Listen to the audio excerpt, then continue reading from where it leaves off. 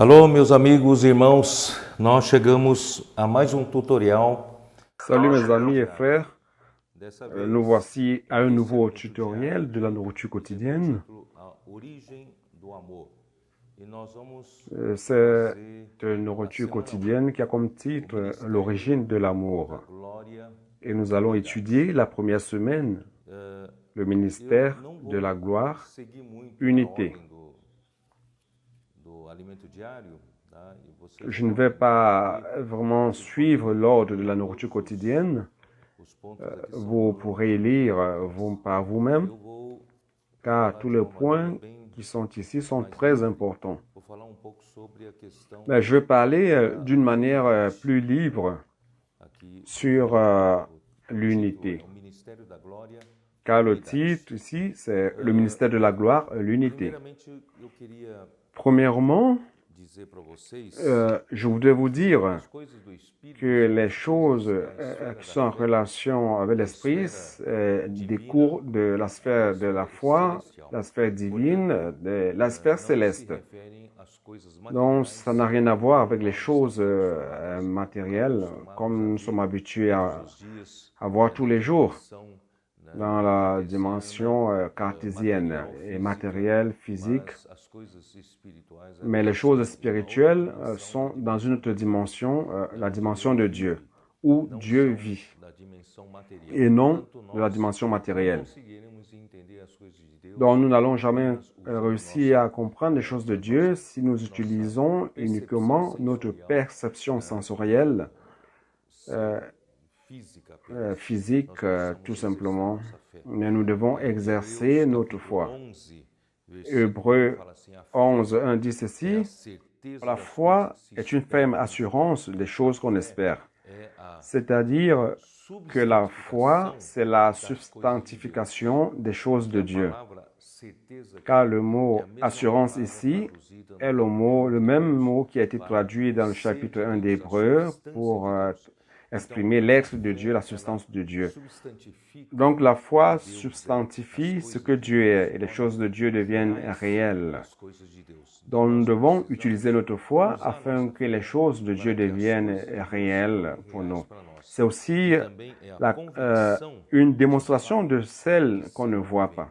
Então, nós D'une manière générale, nous vivons par ce que nous voyons, mais nous devons apprendre plutôt à vivre par les choses qui ne se voient pas, que se car les choses visibles viennent de celles qui ne se voient pas. Então, Deus que Dieu qui a créé l'homme et qui a mis l'homme dans ce monde tridimensionnel, il nous a créés, il nous a aussi donné un esprit, et cet esprit nous permet d'avoir accès à cette autre dimension. Lorsque nous croyons en Jésus, nous recevons la foi. Et la foi, c'est la porte d'entrée afin que nous ayons accès par notre esprit aux choses de la dimension de Dieu. dimensão de Deus, onde Deus está, Deus vive. Non, dans les choses invisibles célestes. Nous remercions Dieu. Bom, En deuxième lieu, em segundo lugar, eu queria je voudrais que ce soit clair que dans Jean, João chapitre 13, 13, quando nós já discorremos, né, porque o Evangelho de João, ele comme nous avons déjà dit dans até 17 l'évangile de Jean, chapitre 15 à 17, parle d'une révélation très élevée. talvez Ça pourrait être le pic de la révélation divine dans le chapitre 14 au chapitre 17 de Jean.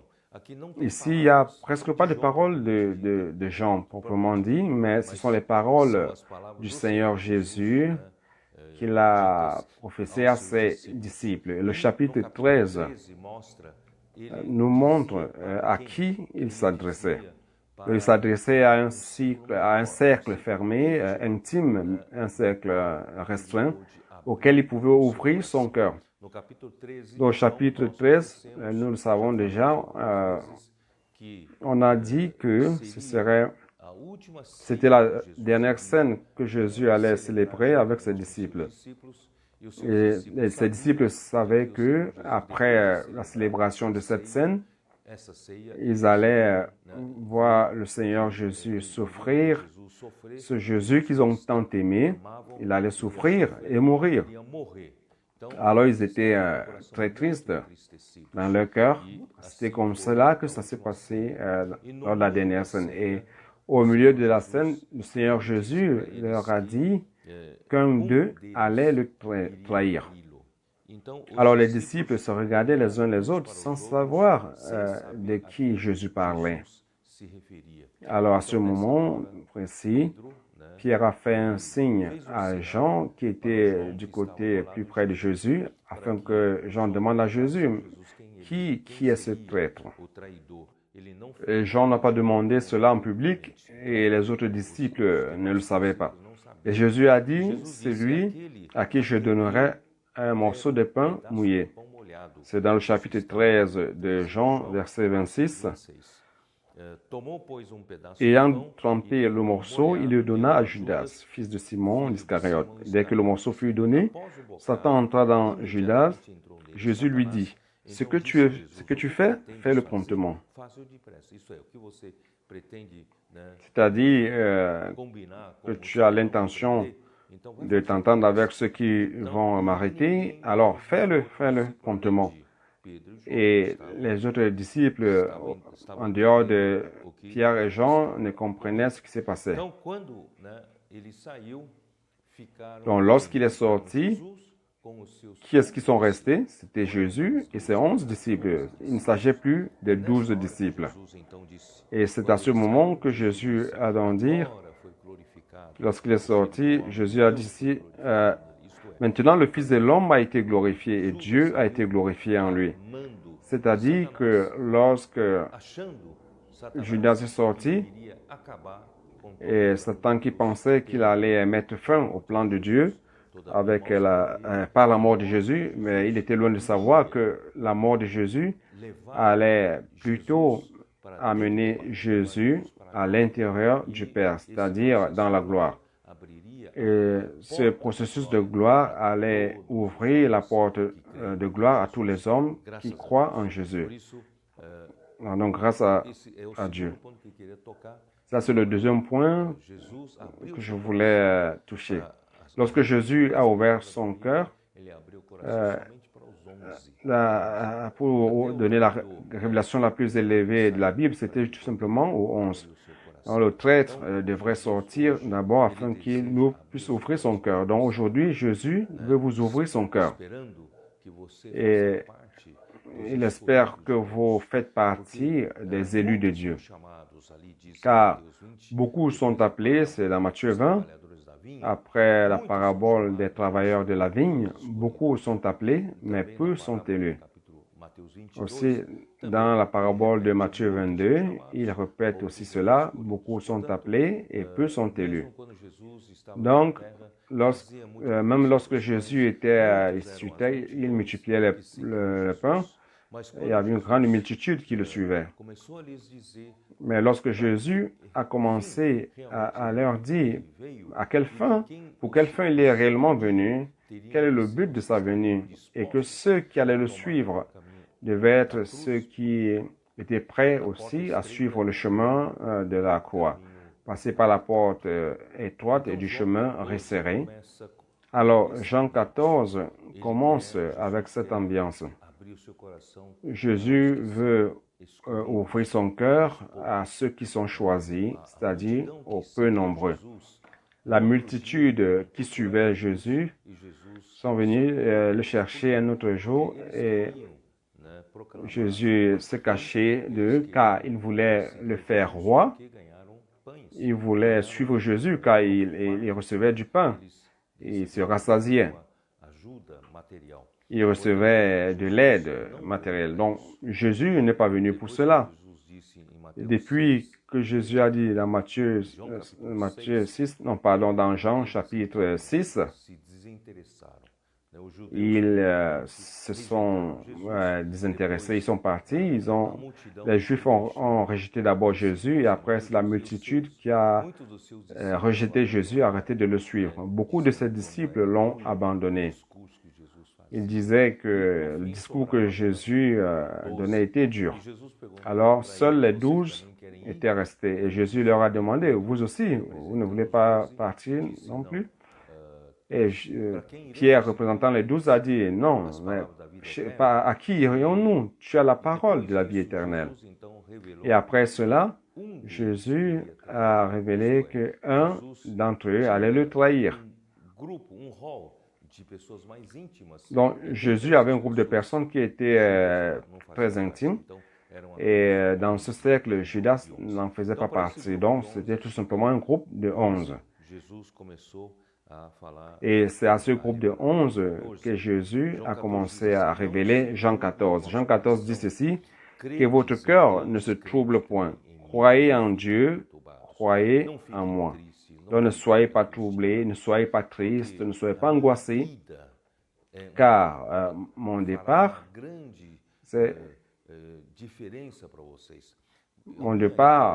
fera une grande différence dans votre vie et c'est bénéfique pour vous. Je vais l'expliquer. Dans la maison de mon père, il y a plusieurs demeures. Si cela n'était pas vrai, je vous l'aurais dit. Je vais vous préparer une place. Donc, Jésus est parti à travers sa mort et de sa crucifixion. Il est allé pour nous préparer une place. Et cette place, ce n'est pas comme les autres gens. Les gens ont l'habitude de penser qu'il s'agirait d'un manoir céleste, des maisons dans le ciel que Dieu serait en train de préparer pour ceux qui croient en lui.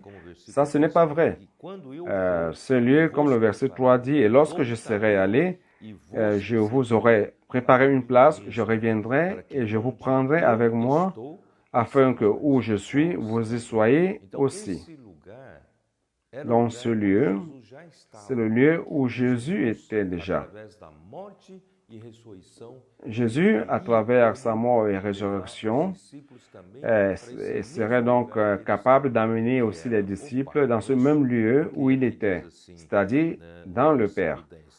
Car ici, au verset 10, il dit ceci, « Ne crois-tu pas que je suis dans le Père et que le Père est en moi? Les paroles que je vous dis, je ne les dis pas de moi-même. Le Père qui demeure en moi, c'est lui qui fait les œuvres. Croyez en moi, je suis dans le Père et le Père est en moi. Croyez du moins à cause de ses œuvres. » Portanto, Jesus e toda a sua morte, toda a sua obra aqui na terra, donc, toute l'œuvre de Jésus ici sur terre, son incarnation, sa vie humaine parfaite, il a souffert ici sur terre comme nous. Il a connu les mêmes tentations que vous et moi nous connaissons. Il a été soumis aux mêmes faiblesses que vous et moi, mais il n'a jamais péché. Il a été victorieux jusqu'à la fin. Pourquoi? Car il vivait chaque seconde de sa vie sous le commandement du Père. Il n'a pas fait sa propre volonté, ne serait-ce qu'une seconde, ou professer sa propre parole. Non, il était totalement sous l'autorité du Père. Alors, il est mort comme un homme victorieux, et Dieu l'a ressuscité, approuvant toute sa vie comme homme. Lorsque Dieu l'a ressuscité, Acte 13, 31 dit ceci, qu'à ce moment précis, Dieu a dit, « Tu es mon fils, et aujourd'hui je t'ai engendré. » C'est-à-dire qu'à ce moment-là, Jésus, homme, a été engendré comme enfant de Dieu, fils de Dieu. C'est-à-dire que l'homme, Jésus, a été reçu à l'intérieur du Père. Pour la première fois, l'homme a été admis dans le Père. Donc, à partir de ce moment-là, le chemin a été ouvert afin que Dieu admette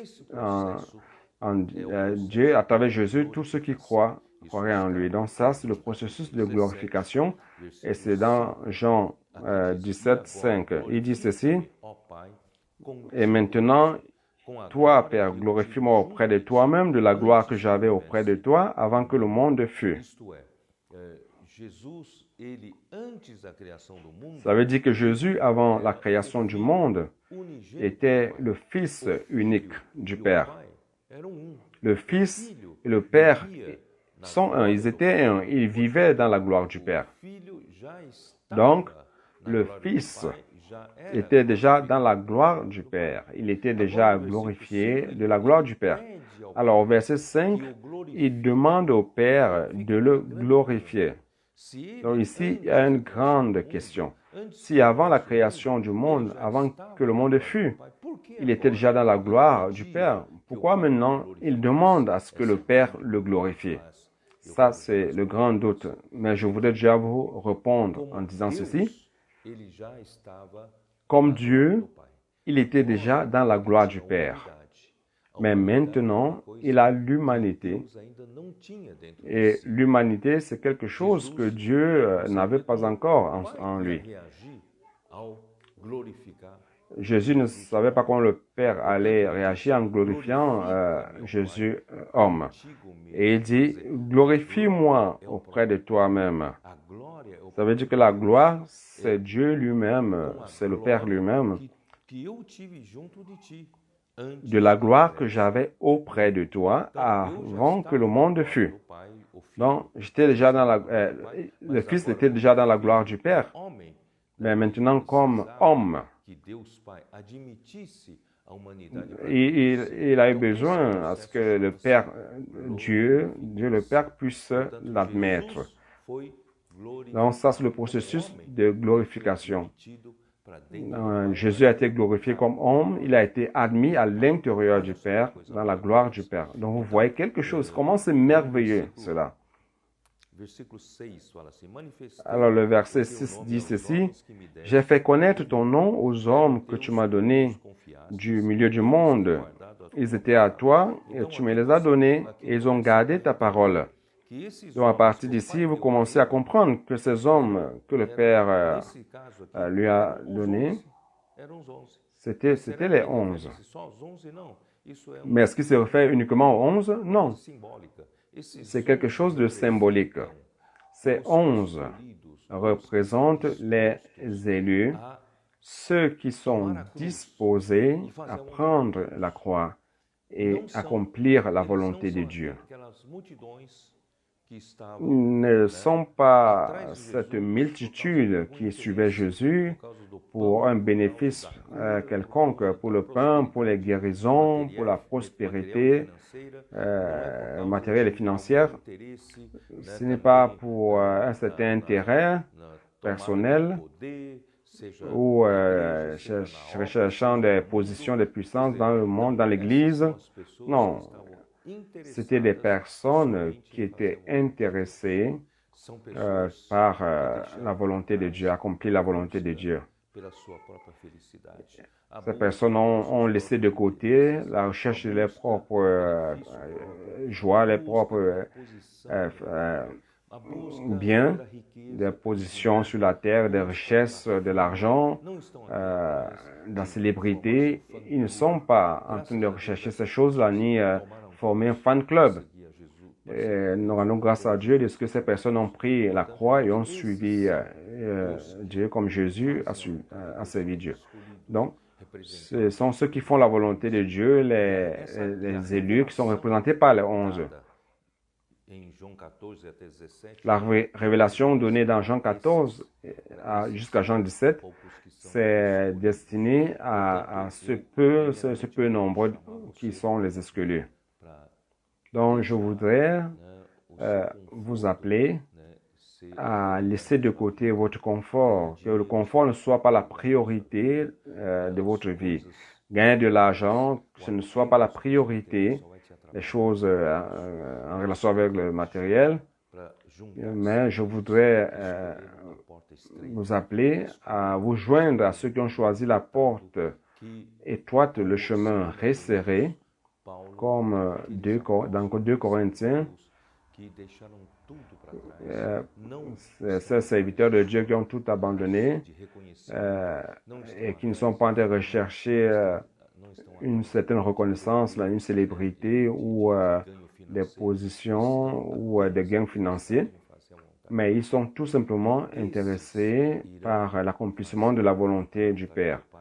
Et c'est ceux-là qui vont accomplir la volonté du Père et seront des vainqueurs. Et comme récompense, Dieu leur donnera le millénaire, le royaume millénaire. Donc, premièrement, je voudrais vous appeler à vous joindre à cette armée qui va accomplir la volonté de Dieu. En troisième lieu, je voudrais vous dire que tout cela, c'est-à-dire le fait d'être admis à l'intérieur de Dieu, demande un grand travail.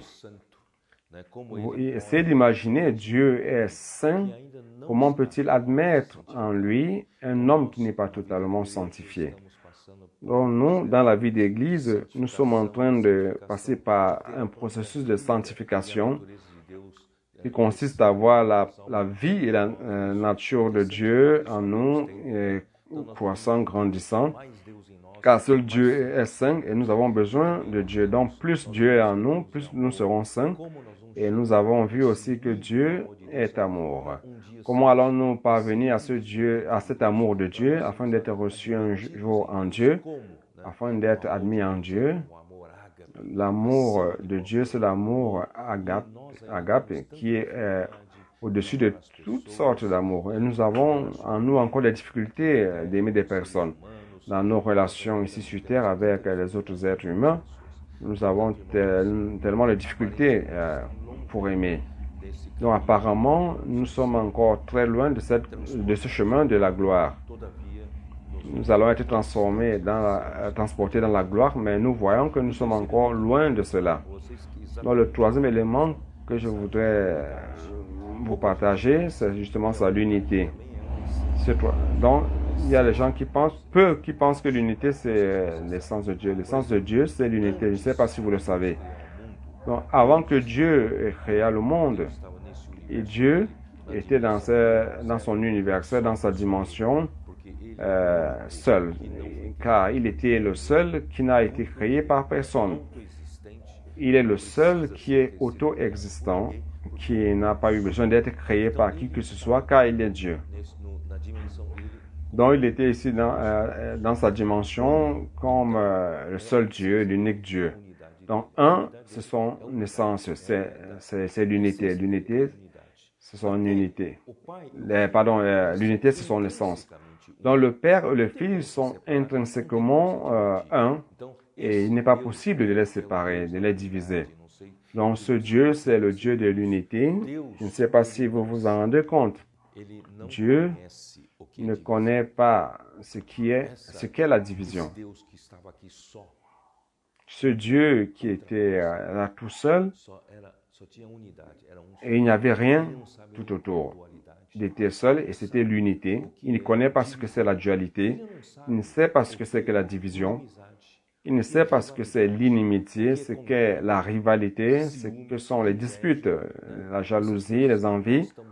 Donc, toutes ces choses auxquelles nous sommes soumis, le Dieu unique ne connaît pas ce problème-là.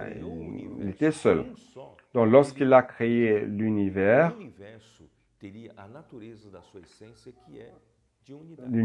aurait la nature de son essence, qui est l'unité. Donc, tout est venu d'un seul. Lorsqu'il a créé l'homme, l'homme a été créé par le souffle. Et de ce souffle, il a créé Adam, et d'Adam, toute l'humanité a surgi. Donc, toute l'humanité vient d'un seul. L'unité devait parler plus fort parmi nous, les êtres humains. Il ne devrait pas avoir de la haine parmi nous, des inimitiés parmi nous. Il ne devrait pas avoir de jalousie, des disputes parmi nous, et encore moins des homicides, des violences. Toutes ces choses qui se passent. Pourquoi? Car le Dieu qui nous a créés, nous faisons partie de ce tout que Dieu a créé par son souffle.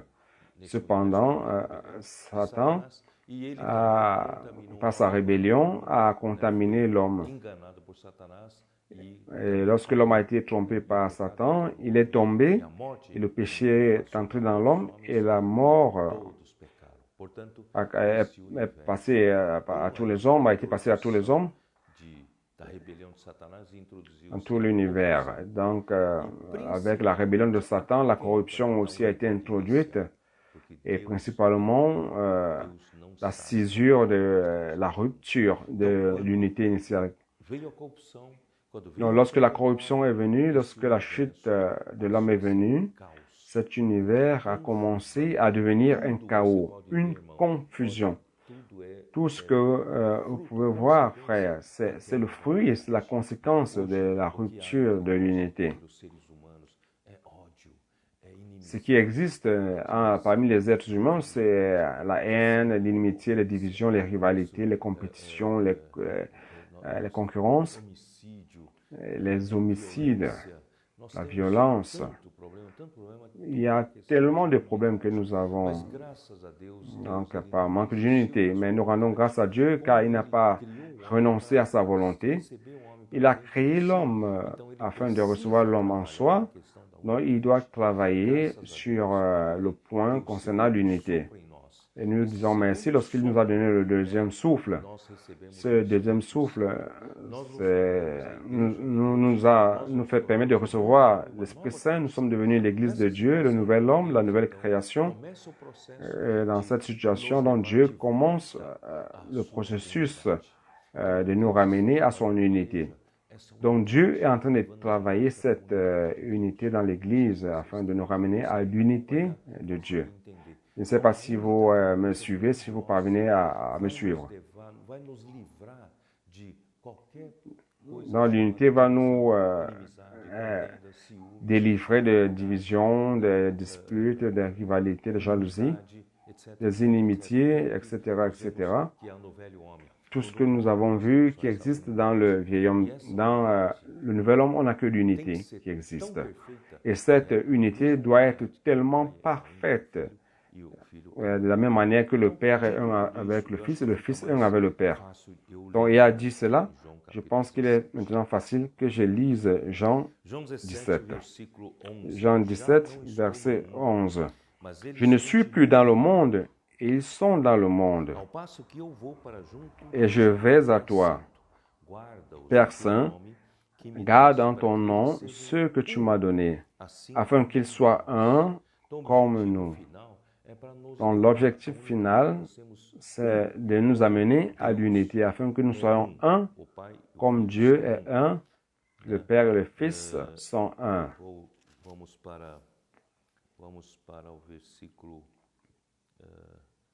Allons au verset 21. Verset 20. Ce n'est pas seulement pour eux que je prie, mais encore pour ceux qui croiront en moi par la parole. Donc c'est nous tous, afin que tous soient un. Donc, Dieu veut nous ramener à l'unité. Comme toi, Père, tu es en moi et moi, je suis en toi, afin qu'eux aussi soient un en nous, afin que le monde croie que tu m'as envoyé. Je leur ai donné la gloire que tu m'as donnée, afin qu'ils soient un comme nous sommes un. Donc la gloire de Dieu, la glorification de Dieu a comme objectif de nous amener à cette unité intrinsèque entre le Père et le Fils. Moi en eux, ici il dit, afin qu'ils soient un comme nous sommes un, moi en eux et toi en moi, afin qu'ils soient parfaitement un, et que le monde connaisse que tu m'as envoyé et que tu les as aimés comme tu m'as aimé. Je voudrais terminer en disant ceci.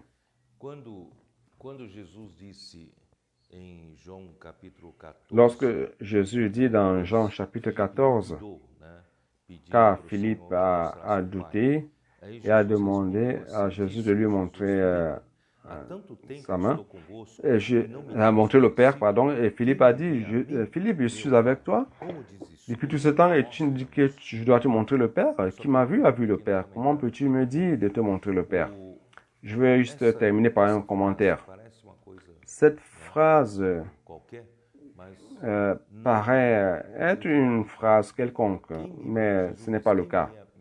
Jésus dit, celui qui me voit a vu le Père. Savez-vous pourquoi, lorsque quelqu'un voyait Jésus, voyait le Père? Pourquoi? Parce qu'ils sont un.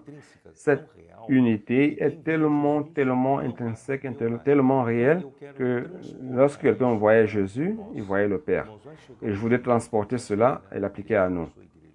Donc, il va arriver un jour où Dieu va travailler en nous, dans son Église, au point que lorsque vous allez voir un, vous serez en train de voir l'autre. Je ne sais pas si vous êtes en train de comprendre.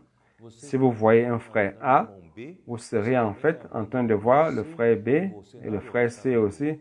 Et en fait, en réalité, vous serez en train de voir le Fils et voir le Père lui-même. Donc, nous ferons partie d'une seule unité. Donc, Dieu veut que nous soyons un. Aujourd'hui, ce n'est pas encore le cas, car nous avons encore certaines difficultés, différences, rivalités, des problèmes parmi nous, dans nos relations. Mais Dieu est en train de nous perfectionner dans l'unité, croyez-le. C'est pour cela que le ministère de la gloire consiste à nous faire devenir un. Et cette gloire de Dieu est en train de travailler, cette unité en nous. Il suffit d'y croire que les choses sont en train de se passer. Suivez la parole prophétique, croyez en la parole prophétique, obéissez, pratiquez la parole prophétique. La gloire de Dieu est en train de nous transformer, la gloire de Dieu est en train de nous rendre un. Et cette unité est une unité réelle, une unité qui existe entre le Père et le Fils. Que Dieu vous bénisse. Jésus est le Seigneur.